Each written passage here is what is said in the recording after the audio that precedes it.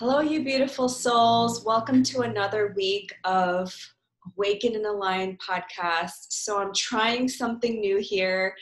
I'm doing a solo episode again, but this time, as promised, I am doing simultaneously a video so that I can upload it onto my YouTube channel.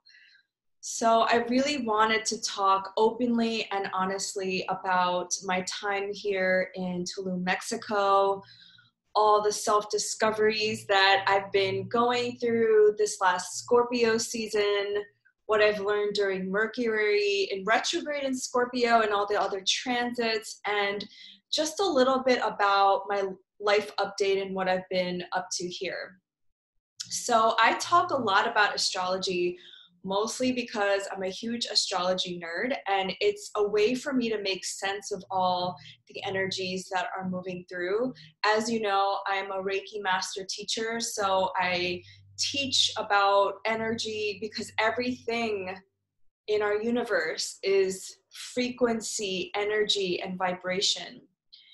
And I truly believe in the cosmos, as above, so below, as within, so without, that it would be very, very, I guess, ego-driven if we thought that we weren't moved by the moon, by the sun, by the planets.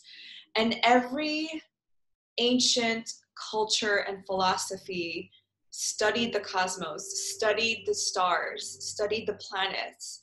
And here, being in Mexico, a lot of these ancient ruins weren't just like put here for no reason on a random spot. A lot of these places are not even convenient for people to get to because the ruins were set up in alignment with the stars, in alignment with cosmos. And that's what I love so much about going back to these places that I love so deeply, because I connect back to that energy, back to that ley line that helps me to move through some of the things that I've been called to move through. So, background story, I have been to this area of Mexico many, many times. I kind of lost count, but it's my favorite place on earth. Mexico is my favorite country on earth. It feels home to me. It feels like, and just as I'm saying it, I'm getting goosebumps. It's like that place where I just feel like me and just, besides New York, this is really, it feels home to me. And that's probably why I keep coming back. And if you have ever been to a place like that, that wasn't your own home, that your own birthplace, you know exactly what I'm talking about. And you just keep feeling called to go there. Another place like that for me is Bali. And I know a lot of people feel that way about Bali as well. And I've never been there yet, but Hawaii is one of those places that keeps calling to me. So I'm making a trip out there, hopefully in 2021. And just these places on earth have a specific energy. We all know of the main vortices on this planet, like Sedona, Egypt, but there's certain ley lines and energy points in this earth that are very symbiotic with your own energy, that help you work with certain things. And for me, it's this point right here in this particular part of Mexico, the Yucatan. And I found out that this part of Mexico is the Mercury line for most people, like for the world point, but also for me personally, it's my own Mercury point, and my, just the way it goes into my, in my personal chart. It's where I process old memories, my past lives. And this is called astrocartography. I got my reading done by Lilith Adama. She's also been on this podcast, but you can also look it up on astro.com, which is free. And you just click on the lines and it tells you what it means. But for me, I've been called to come back to this place to remember my past life memories, my galactic ancestry, my Lemurian ancestry, and just process a lot of things so that I can move forward in the way that I'm meant to. And a lot of this stuff I can't like consciously explain. It's not things that I can say with words. It's just a vibration. It's a feeling more than anything. So this will play into the story of how I came here in this moment. So back in March of this year, 2020, I wanted to come to Tulum to do this kind of work. Again, not really consciously knowing why, I just kept feeling called to come back here. And it's a place that I know very well. So I know that I'm going to be taken care of, and I know the lay of the land, and I know the energy points, and I know my way around here.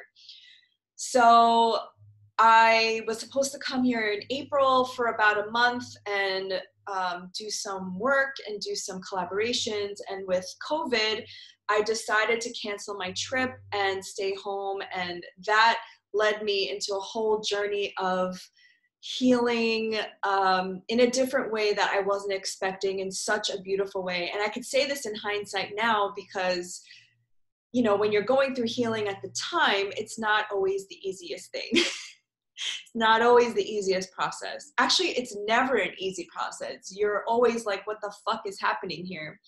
But with that being said, I was home for the first time with my parents in 20 years.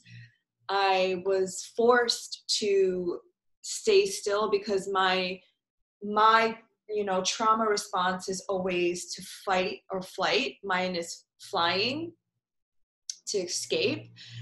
Probably why I am a traveler, because I just like to go away. But I couldn't because it was COVID. So I was forced to be home.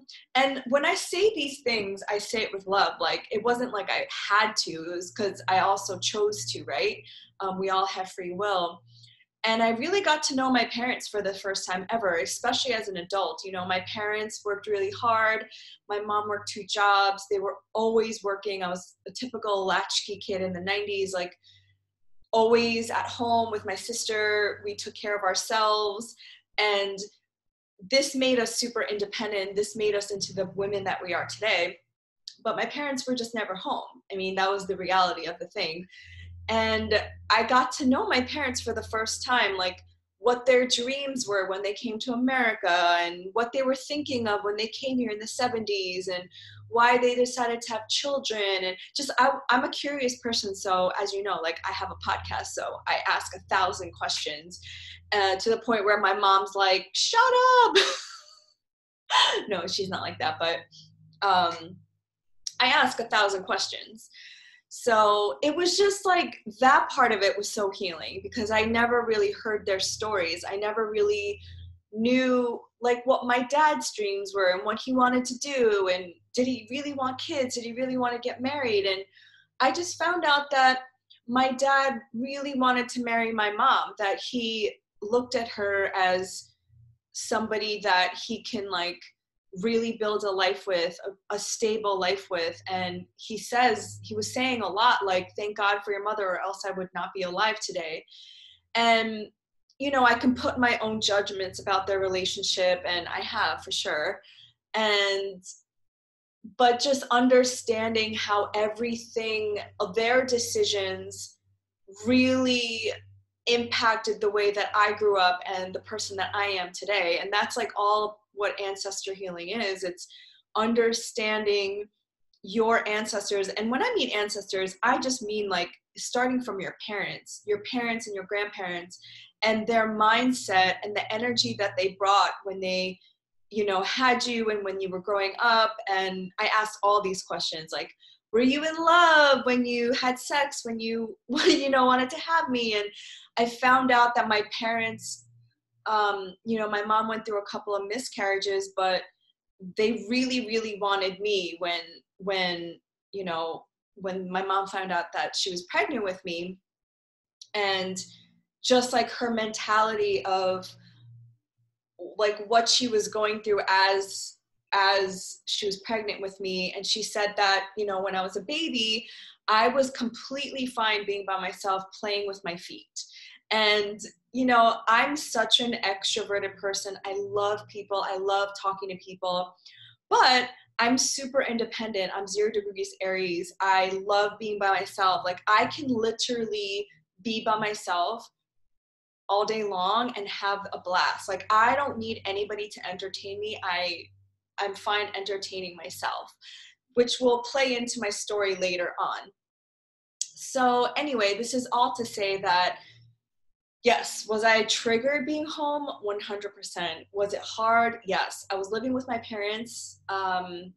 There's a cultural difference. It's a generational difference. There's just like a difference in viewpoints of life. And I was working through a lot of, again, ancestral healing with scarcity mindset, with this survival mode, because my parents were immigrants when they came here. First of all, I just want to give a shout out to my parents because my mom was 22. My dad was 28 years old when they came to this country with barely any money, without speaking this language, and they fucking killed it.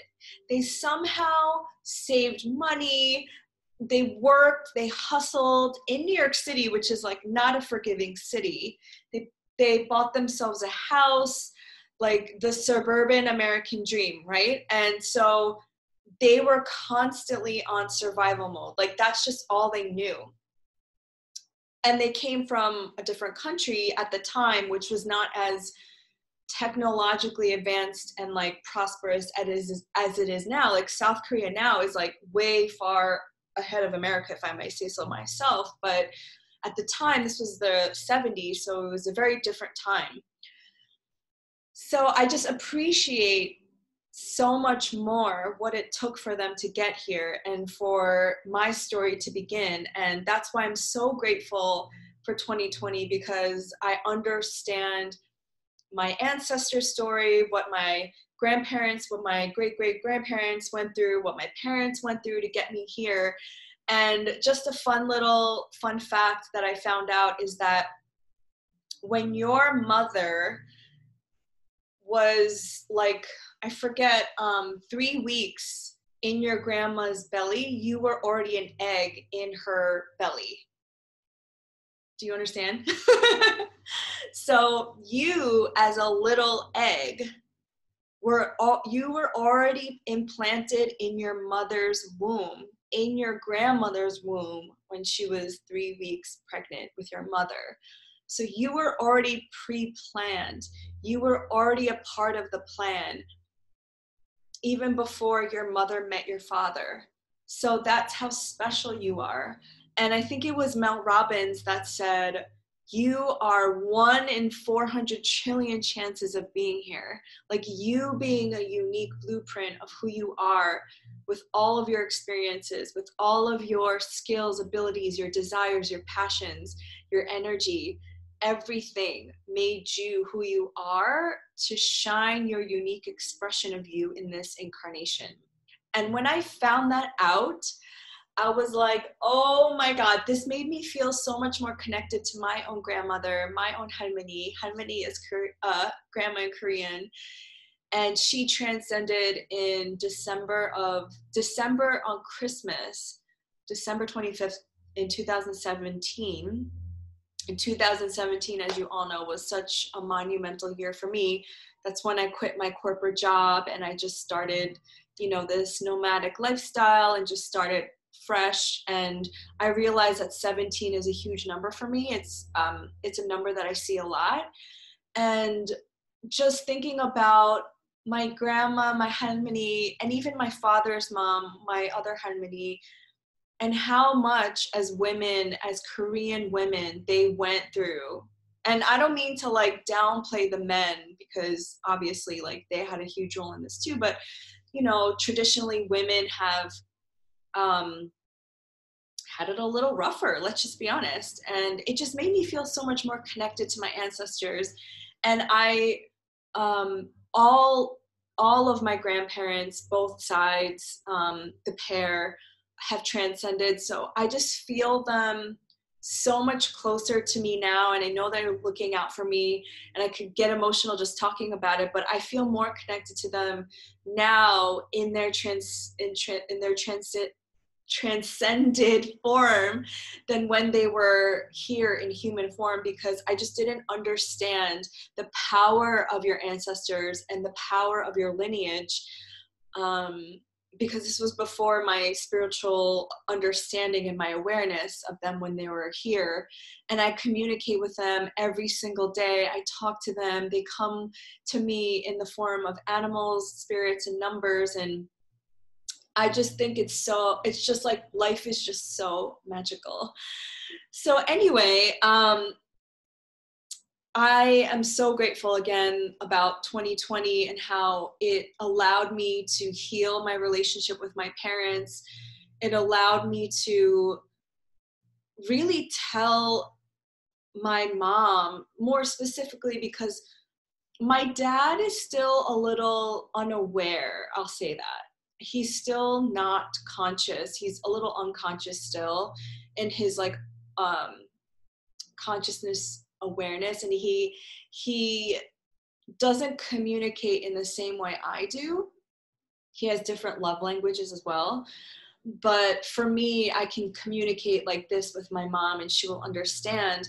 And for me to finally communicate with my mom about what we went through as kids and how that deeply affected me, and that she did the best she could, but it still hurt me and it still made me into the person I am today. So all the stuff that we go through as individuals, I don't want to use the word good or bad, but like painful, like traumatic, all the wounds, in the most like painful side of it, it's painful.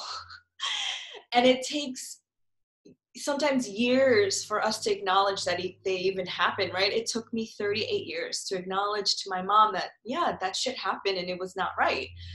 Or it just wasn't cool. Let's just say it that way. No right or wrong, right? But in the most beautiful high expression side of it, all of that trauma and all of that pain really shaped me into the person I am today. And I can, again, say this all in hindsight, because hindsight is 2020 being the year of full vision. And I could appreciate the fact that my parents only knew how to parent with the knowledge and the understanding that they had at the time, which they were in their freaking early 20s to 30s. Like, I'm 38. I just can't imagine being a parent to kids when I don't even have an understanding of who I am, right? And also the way they grew up shaped so much of how they were being able to show up as parents. And I'm not excusing them. I'm not excusing their behavior. And if you want to know more about my story, you can listen to the episode with my mom and solo episodes. I talk a lot about my past and, you know, how I grew up. I'm not going to repeat it here because it really is like, it made me who I am, but I'm not going to continue to use that as a crutch for, you know, like, I'm not going to continue to say like, you know, back in the day, that's what happened to me, because I've grown from that and I've learned from that. So, you know, we all have things that we go through and new things that we go through. But I do want to say that being able to talk to my mom one-on-one about it was so healing, because also there was nothing else to do. There was no movies to go to. There was literally everything was closed in New York. So we had to be home together and we had to face each other, which again was a huge blessing, because I feel like us as a family, we've just become so much closer and we've just really understood each other. At least I understand my parents so much more. And I thank them every day in my prayers. I say thank you to my parents because they've kept me alive. They've shown me love in the way that they knew how and the way that they can.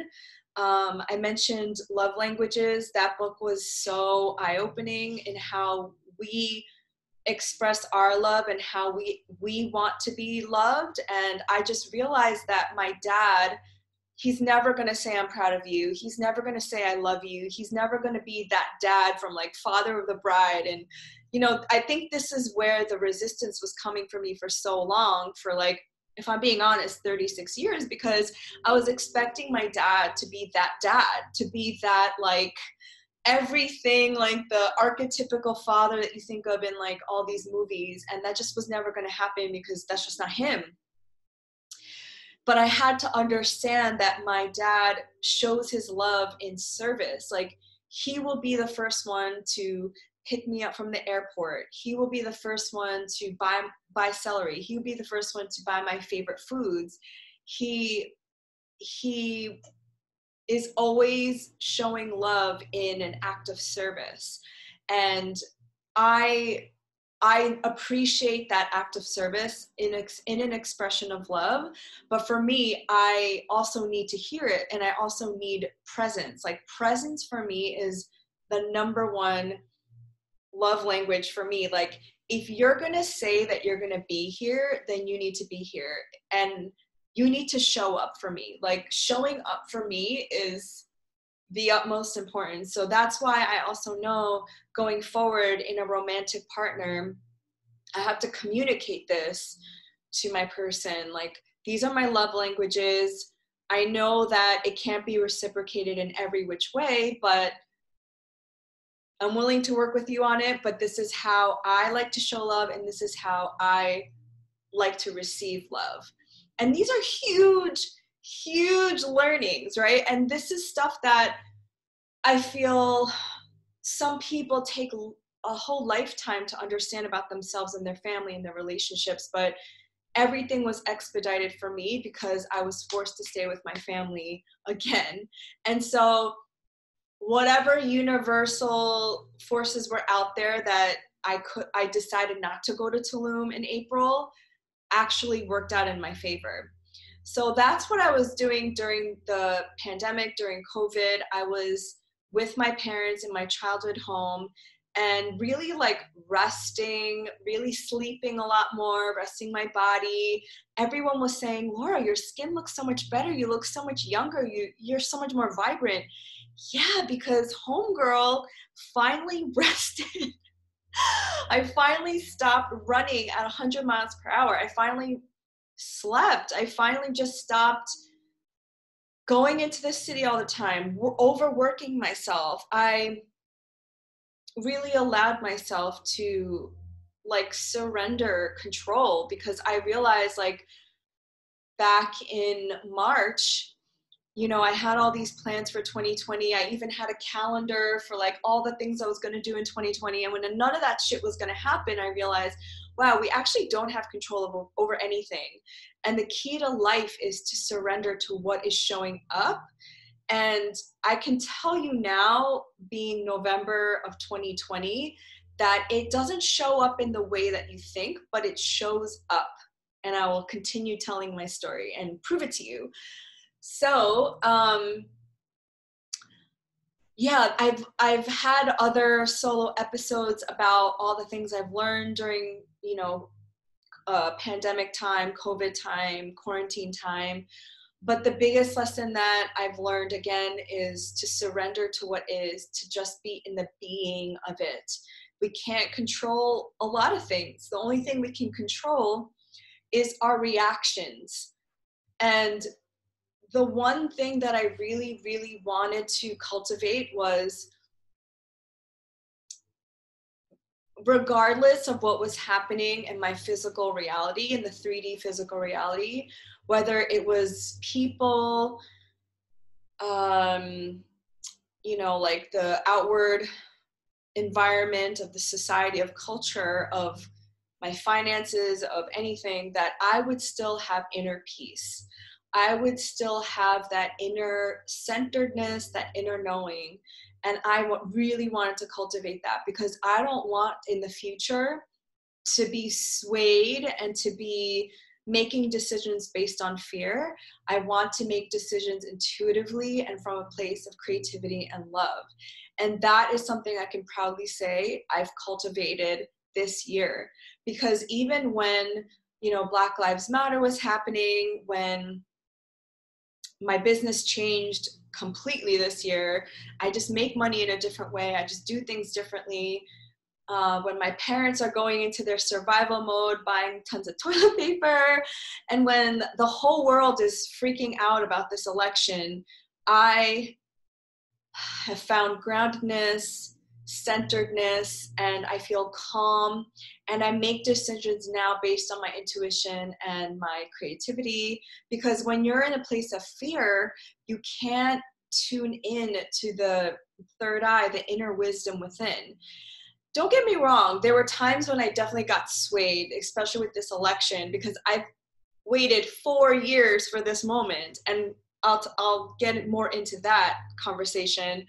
But I was just so excited about this election. I was so excited that there's a woman VP finally in office of color, and I was just so excited, and I just got swept away by all of the negative comments and all of the trolling that was happening.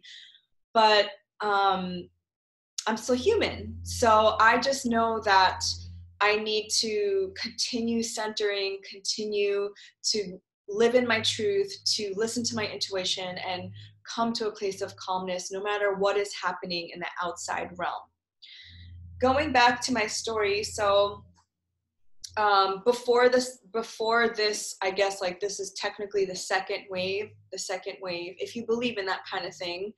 I want to be inclusive of all beliefs, but I felt called still to go to Tulum. I still felt that there was something here that I needed to uncover, that I needed to work with. And back in, I would say, August 26th, I remember this day because it's my Mayan birthday, Tukame, and I have it recorded in a TikTok and on an IG reel video, whatever. So if you want to learn more about the Mayan Cosmovision, it's the episode with Rachel Askelson, and she talks about like the Mayan energies. And so mine is Tukame, and it happened to be on August 26th of this year. And at the same day, I had my first Akashic Records reading with my teacher, who became my teacher because I got initiated, which I haven't really talked about yet because I've been practicing. But I got initiated into Akashic Records as a guide, as a counselor. And I asked, like, where am I being called to go? Where am I being called to, work with? What am I being called to do? And he said, if you have an opportunity to go to Tulum, Hawaii, LA, Bali, that's where you need to go, which all of those places happen to be some of the places that I mentioned earlier in this video. So my friend, Evan, who I met last year at a goddess retreat, she messaged me like on the same day. And this is why I believe in divine messages and that the universe works to conspire for you. She said, oh my God, because she saw my video on Instagram, I'm getting an apartment in Tulum. You should come. We should collaborate. We should do videos together. And you could stay as long as you want in my place. And I was like, so interesting you brought that up because I'm thinking about going to Tulum anyway. So fast forward, there was a bunch of other signs between August 26th and then when I actually decided to come, which was mid-October. So those 2 months, there was all of these signs, right? And I know when the signs really are pointing to that direction, when everything kind of flows very easily. So I decided to come on October 26th, which is exactly 2 months after my Mayan birthday. And I'm telling you, everything was smooth up until that point. And then when I got here, everything was like not going well. Everything that could go wrong was going wrong. I got a one-way ticket because I wasn't sure when I wanted to come back to the US, which I have many friends from New York here who did the same thing. But as I'm boarding the plane, the woman was like, you can't board the plane because you don't have a return ticket. You either need a return ticket or you need a visa. And I was like, what? My friends went to Mexico on a one-way ticket and I was just gonna buy my ticket there and they wouldn't let me on the plane. So I didn't panic. I just got off the line and luckily I had my credit from the plane ticket I didn't use in April. Just bought my plane ticket, got back on the line, got on the plane. And then a bunch of other weird shit was happening with the car rental that I had, which I won't get into. I mean, mind you, Mercury was in its shadow phase at this time, so this is not a surprise to me. Or maybe it already was in retrograde. But, you know, I double check everything. I make sure that everything is, you know, good before I travel. But things were just not going as smoothly as I would want them to go. So I get to my friend Evan's place. She's like, everything's closed. There's a hurricane coming. I was like, interesting. During my flight, it was completely smooth. None of the flight attendants mentioned there was a hurricane, but there was a hurricane coming. And because for some reason in Mexico, which probably for good reason, they turn off all the gas and water during hurricanes. There's no gas, no water, so we couldn't cook anything. We couldn't go anywhere. So that was my first evening in Mexico. And then, oh my God, the next day, we go to the beach because I want to go see the beach after the hurricane. And, you know, I just want to set this up for you so you understand where I'm coming from. I'm from New York. It's illegal not to wear a mask. I was barely going out to see any of my friends. The first time I saw like 2 of my friends was the end of May, early June. And then the first time I went to a dinner party of like 10 people was the first weekend of October, my friend's birthday. And that was like the most people I'd ever seen. I had not gone to any parties. I had not really done anything. And so I'm walking on this beach and my friend wants to go to this beach bar and there's like maybe 60 to 80 people there partying, having a great time. Nobody's wearing a mask. Everyone's close together. And it's so shocking to me because, again, I just came from New York where I haven't not worn a mask since March and not been out in public like that. And I was just like, oh my God, COVID, you know, that Cardi B sound on TikTok, coronavirus, like that just kept playing in my mind. I was like, oh my God. So I decided, because I was like freaking out, to stay outside, like off to the side, like not even really like in the same line as this place, but like off to the side. And I met this really nice Texan man. He was kind of like my age or maybe a little bit younger, but I was telling him like, you know, what I was feeling, because he's like, why are you out here by yourself? Meanwhile, my friend was inside. And he's like, no, I totally get it. He was so nice. Travis, if you're listening to this, thank you for being so nice to me. But he was like saying how in Texas it's the same thing, like nobody wears masks, bars are open. And what was going through my mind, to be honest with you, was maybe New York is taking it too seriously. Like we've been under this impression that we're all going to die if we go outside or we don't wear a mask. And maybe it's like such an extreme way of seeing things because New York is so populated. You know, in New York City alone, there's like 8 million people. Or maybe Mexico, they're not taking it as seriously. So there was this like weird, like psychological thing happening with me where I was like, what is the truth? What is right? Are New Yorkers right? And I'm just speaking about New York because that's where I live and that's where I'm from. Or is Mexico right? And I like was having this like psychological mind fuck, right? This fuckery. And then throughout the week, this was the first week I was there, and this is where the Mercury and retrograde in Scorpio was like coming out for me physically. But I would meet people that would like just deny that COVID existed. I never met people like this in real life. Like I've heard about them on Instagram and I've heard about the Karens, but I never actually met them in person. And just people like completely denying that COVID exists, saying it's just like the flu and it's not a big deal. And meeting people who have COVID going to like yoga classes and like, oh yeah, it's just the flu, like no big deal. And again, I'm thinking, am I just taking this whole thing too seriously? Like, am I just like, have I been living in a pandemic with my parents in a bunker for months, thinking that this thing was more serious than it is? Like, I was literally like, what is happening? What is happening to my reality right now? And then, you know, I met a couple of quote unquote, like these white spiritual yoga teachers who were saying, you know, I'm never going to go back to my country. And they were talking about their like Western modern countries like Canada, America, and Europe specifically. And I just mentioned white because they were all white. Okay. They didn't have to be all white, but they just happened to be. But they would say things like, I'm never going back to my country because that's like an infringement on my freedoms. That's telling me what to do.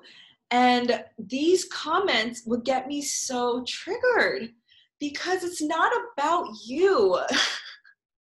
Again, this might trigger some of you listening to this, but it's like freedom, this like warped idea of what freedom is. Freedom at the cost of other people's health. And this is where this whole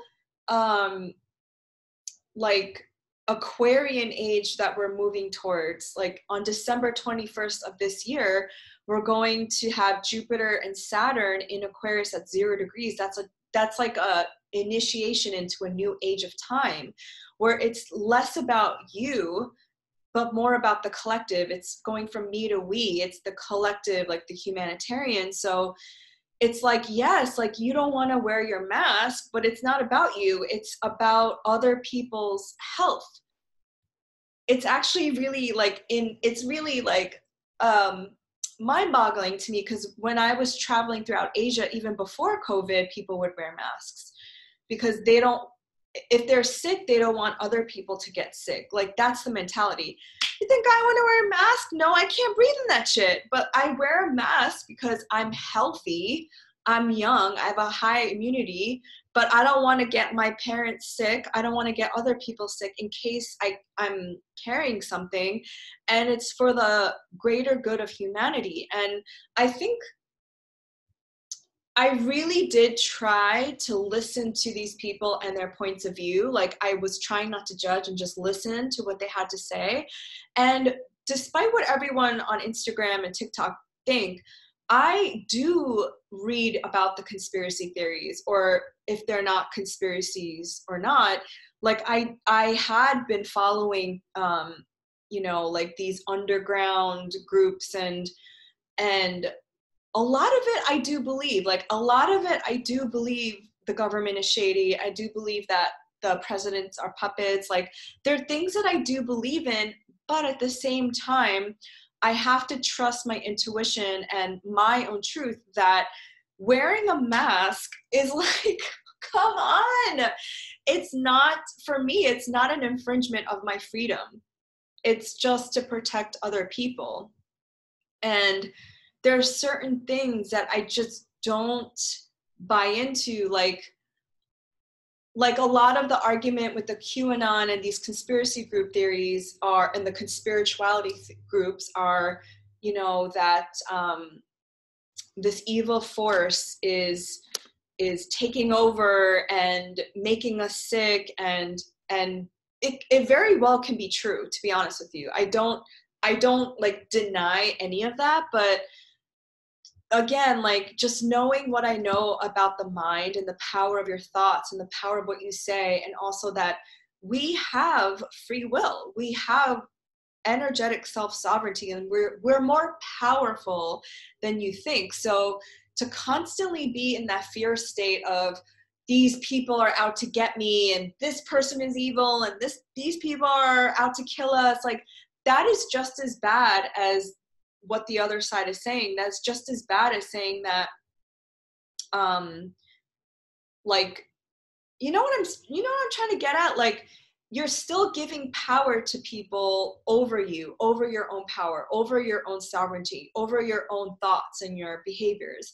I believe, yes, there are dark forces out there. I do believe that not everybody has good intentions, but I do believe in the power of the collective. And the more people who come from a place of love and of humanity and of service, there's more of us out there that will raise the vibration of this planet together, not from a place of fear, because that's still fear mongering. That is still coming from a place of, they're out to get me, you know, like I'm not of that mindset. So I was getting a lot of trolling for the first time, a lot of DMs that were just mean, and a lot of mean comments because I posted a video of myself dancing to DMX with Kamala Harris in the background. And I think my caption said, "I'm so excited that a woman of color is finally in office." That's all I said. How that became this like, I'm a liberal agenda, and what about the sex trafficking, and what about this, and what about that, and what about this? This is my thoughts on this topic, and this is the last time I'm going to say it because it's just too much. It's just too much. Okay. Yes, I believe there are dark forces out there, like I said. There's people with evil agendas. There's people with not well intentions of humanity. Yes, I do believe that. I also believe that our system is completely bullshit. It's corrupt and it's stupid and it needs to be dismantled. It's based on a white supremacist ideology that it's basically works for the white man and nobody else. There's all things I can say about police brutality and how it's just a racist system, okay? But I am making a decision based on what knowledge I have in this moment. Laura Chung. I think energetically, if you don't participate in the democracy that we do have, that's basically saying you're sending out an energetic signature saying you don't care, that you're just letting other people take control, and that you're not participating in this system, which again, like I said, is a fucked up, broken system. I chose to vote for somebody who I believe in this human 3D moment, in this timeline. I feel like I have to say this because there's so many different kinds of people that listen to this from different levels of consciousness. So in this timeline, in November of 2020, with the information that Laura Chung, the human, 3D human, at this moment has, I voted for Biden and Kamala Harris, Joe Biden and Kamala Harris, based on humanity, based on just not being racist, and just my belief that we all deserve to have our basic human rights, like healthcare, like free access to healthcare, education. I feel that I was a Yang Ganger, having universal basic income of $1,200 a month. And people call me socialist when I say this, but it's like, you don't want $1,200 a month. It's basically like all the things that we pay taxes for, but actually coming back to us. So again, you might not believe in what I believe. You may not agree with a lot of things I agree with, which is fine. I'm allowed to believe in what I believe in, and you are allowed to believe in what you believe in. Where we disagree and where I have to disengage is when it becomes racist and hurtful. And DT, number 45, is racist. And he's spewed out racist rhetoric. And I'm from New York, and we all know how racist he's always been. And that rhetoric and that talking created an unsafe country for all of us, especially for my Black brothers and sisters. And so I just knew that it was also the right way to go at this moment in time, because when they did win, when they were elected, there was an increase in the vibration. I don't know if any of you felt that. I felt that. And we have to keep riding that vibration of hope. Now, here's the difference. We are again moving away from the Piscean age of having one leader, one dictator, one authoritative figure, and moving into the Aquarian age of the collective. It's not going to take one man, one leader, one president to create change. We all have to take responsibility for our actions and how it affects the collective. We all have to take responsibility of educating ourselves, how our government works, how we dismantle it and build it back up. And we each have to take responsibility for it. We've all been so complacent, me included, since Obama, and we kind of like let things slide because we were comfortable. And that's not what I'm doing anymore. Yes, I elected Joe Biden and Kamala Harris, but don't think for a minute I'm not going to hold them accountable for, you know, the things that I want to happen with this country. And a lot of people ask me, well, what about what they did with this and this and this? First of all, again, they are human just like you and I. We make mistakes and we make decisions based on the information we have at the time. So yes, were there decisions, was Kamala Harris's decisions about like whatever she did that everyone's upset about fucked up? Yes. I'm not saying that they were right, but at the same time, they're human and we can't put all of our eggs in one basket. Like, we can't expect them to do everything right. I mean, if we go back to every president, even Obama, who I love and who I campaigned for, like, he also made mistakes. He did things that I did not like. But again, we can't put all of our faith into one person, into one man, into one woman. We each need to take responsibility. So that is my answer to that question and to that, the barrage of annoying shit that I was getting. But I'm so glad that it happened, because that was Mercury retrograde in Scorpio for me, in my 11th house of the collective. And it just showed me that I needed to be standing into my own truth, in my own faith, that no matter what people were saying about me or their opinions about me, that I needed to stand up for myself and create boundaries, because Scorpio is all about creating boundaries. It's also like the underworld, like things being revealed to me, things being revealed that I hadn't maybe seen or chose to ignore in the past.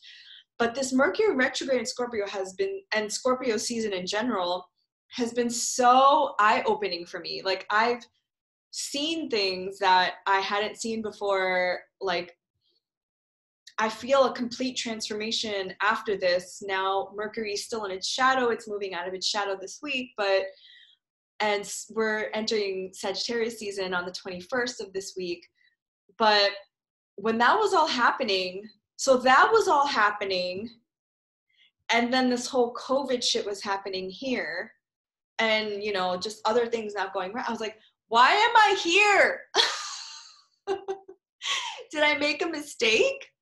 Was I not supposed to come to Tulum? Like, and Tulum used to be this gorgeous oasis for artists, for spiritual, I mean, that word now has a different meaning to me, but bohemian people. I mean, I came here when there was only 3 hotels here, and they didn't even have electricity. They didn't even have Wi-Fi or aircon. They were just on the beach. And since then, it has completely changed. Like, this place feels like a little bit like Cancun on steroids. Like, all I hear all night is like partying in the jungle. I'm in the jungle right now.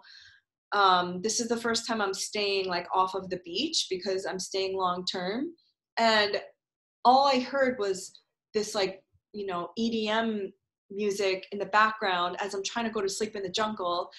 And just like people coming here trying to party and escape, and this warped idea of like what freedom is like leaving your country to come here to Mexico, a country that doesn't belong to you, polluting and like using their resources and then just not giving back to the land. And call me judgmental, that's okay, but me personally, working with this land and working with the grid here and working with the energetic grid and working with nature and trying to bring balance back to myself and to the land, it's just a really, really sad thing to see. And I speak to all of the locals because they're like the only friends I have here. And they all wear masks. They all believe that COVID's real. And it's always at the cost of the local people that suffer for the, you know, the travelers and the people who come here.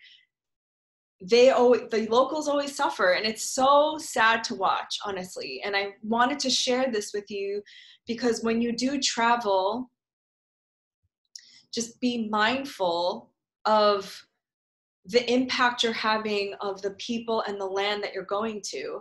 And I know like the listeners of this podcast and of this community are super conscious and super mindful and are really connected to themselves. But I just wanted to give you a full firsthand experience of what my time has been here like, because again, this line is the Mercury line, which is the air element. So people come here for this specific ley line that you feel this sense of euphoria and you feel this sense of freedom and this like dreamy state. But at the lower vibrational end of that is not being in touch with, like, not being grounded and not being in touch with yourself and reality. And what I've been seeing since I've been here, and I've been here for 3 weeks now, exactly 3 weeks today, is I've just been seeing like partying. And this isn't to judge people who party, right? Like I've partied many, many years. I've also drank lots of alcohol before, but it's not even that. It's like this escapism using this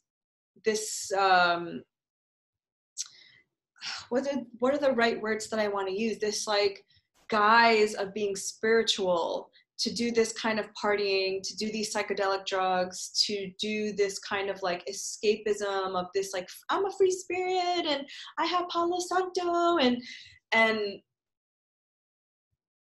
not giving back to the land and the people in the way that it should be. I learned that a lot of the hotels here and the people that own land here aren't even Mexican. They're like all foreigners. So it just begs the question, when you do go to a place and when you are on this spiritual path, like how are you giving back? How are you giving back to the locals and how are you giving back to the land? So I was even questioning last week, like, why am I here? Like, was it selfish? Was it like out of my ego? Like maybe I should go back to New York. And then I realized that I have this platform, I have a voice, I have a podcast. And for me, I need to just share my experiences as I'm experiencing them with non-attachment, trying to detach myself, non-judgment. And a lot of the things that I'm saying might be under judgment, but I'm really trying not to be judgy because I've also been there. Like I've also traveled not understanding my footprint, my impact on Mother Earth and of the people and the locals. Like I was that person who would take those fancy Instagram photos and like, look at me. But I'm super mindful of that now. And I said it in one of my TikTok videos, like I hesitated to even geotag my things. And even, I mean, the whole purpose of my trip isn't even to do that kind of stuff, but I just want to be mindful of the local ecosystem and the locals, because I don't want to encourage everybody to come here and make it more populated, make it more polluted, and unless it's with good intention, unless it's with the right intentions. So again, I'm just sharing what I've been experiencing firsthand, what I've been witnessing, what I've been observing. And I realized too that whoever I was in contact with who were triggering me, I think it was, obviously we're all mirrors for each other, and obviously all of that was meant to be, but it was really to show me like how far I've come in my journey and how far I've come in my growth. but also like how much work needs to be done with the collective, and like what is really important about life, and what is really spirituality. Spirituality and being spiritual is in everything. It is our existence. But being really spiritual isn't wearing this cool outfit, which I see on the beaches here. It's not about lighting Palo Santo. It's not about going to sound healing. It's just knowing yourself and the truth of who you are. That's it. And it's having this deeper, deeper connection with Mother Earth, of nature, of each other, of love and source. That is it. And I'm listening to this amazing book by, I want to look it up because I met another Reiki friend through the Reiki circles I've been hosting here. The Wisdom of the Shamans by Don Jose Ruiz, What the Ancient Masters Can Teach Us About Love and Life. And I love this book because the path of a shaman is just knowing yourself, knowing the truth of who you are, and having this deep, deep connection with Mother Earth. And that's ultimately why we're all here, is to peel back the layers of this disconnection we've had from love. And this is also in the Course in Miracles. And we talked a lot about this with the last guest, episode 105 with Nikki Morissette. I hope you love that episode because she's so inspiring to me. But the whole purpose of all of this is to remember that we are just unconditional love, that we're here to create, that we're here to be happy and live in peace with each other and bring harmony back, and to be so in peace and connected with ourselves no matter what is going on in our external environment.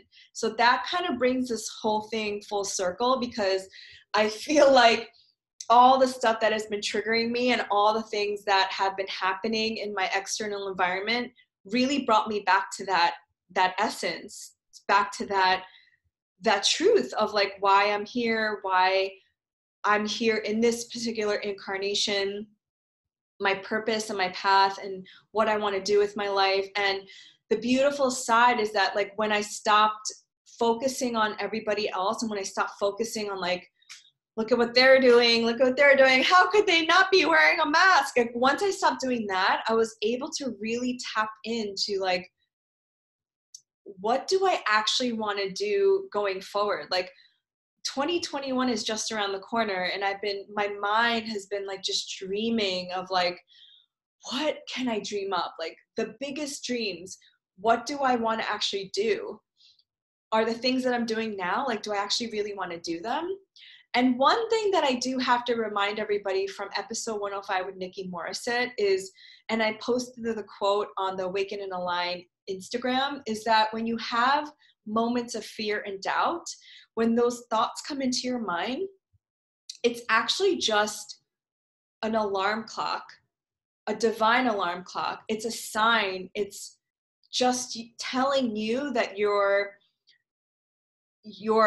like out of alignment with where you should be. You're not in your peace. You're not centered. And it's showing you where within you still needs to be healed. So when all of that was going on, I kept wanting to flee. I kept wanting to run away. Like I was looking at flights back to New York. I was like, where can I go? That's like not here. Again, my flighting trigger was going off, and I was like, oh, okay. The fear is coming back. That part of me, that inner me, that little me, the inner child that just wants to run away when I'm scared, that still needs a little attention.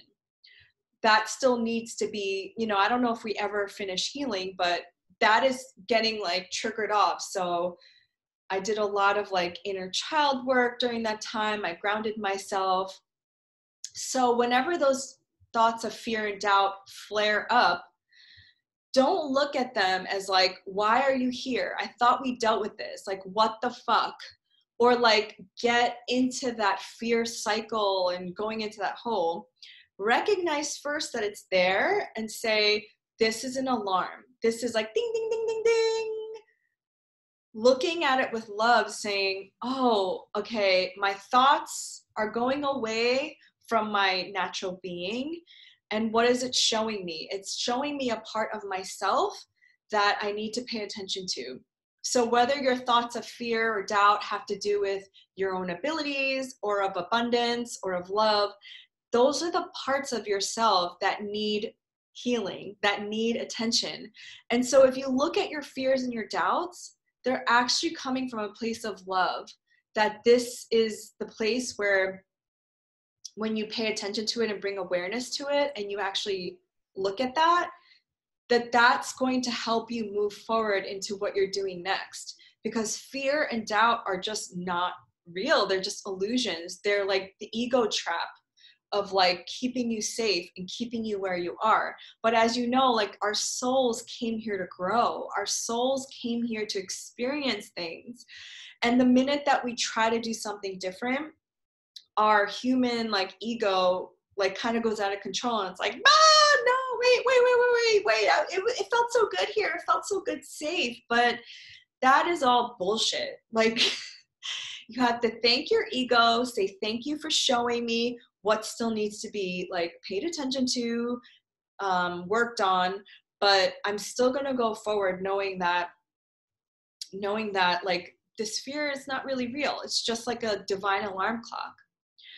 So I feel like I said everything that I wanted to share. Yeah, Sagittarius season starts on November 21st, which for us is Saturday here. And then Mercury's moving out of its shadow, I think on the same time frame.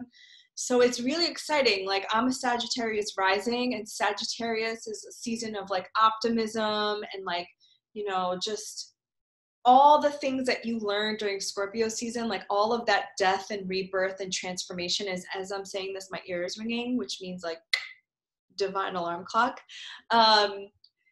All of that shedding and that purging that we were doing, and I literally physically purged as well, like, well, for the first time. Not because I was drunk, but because my body was releasing things, just to make that clear. But after all of that, like, what have you learned? Because Sagittarius is the sign of like the higher learning. It's the sign of spirituality. It's the teacher. It's the like law and justice. So where are we moving towards? Like making a decision now based on all the shit that we've learned and the things that we're moving away from and that we release. Like we're making decisions now, moving us forward. Because the energy of 2020, if you can't feel it already, is like it's picking up. Jupiter and Pluto and Saturn, Mars, they're all inching their way forward a little bit. They're all out of retrograde. They're still moving very slowly, but the momentum is building. So I hope this was not that like all over the place and boring, but a little bit of me sharing about my life update and what I'm up to and how I've been moving through these energies. And I still don't know exactly when I'm going back to New York or if I'm going to go back right away. That's something that I've been surrendering to the universe and just like kind of playing it week by week. But I wish you nothing but blessings this week. And thank you so much for listening and for supporting me. I so honor all of your comments, and yeah, sending you so much love.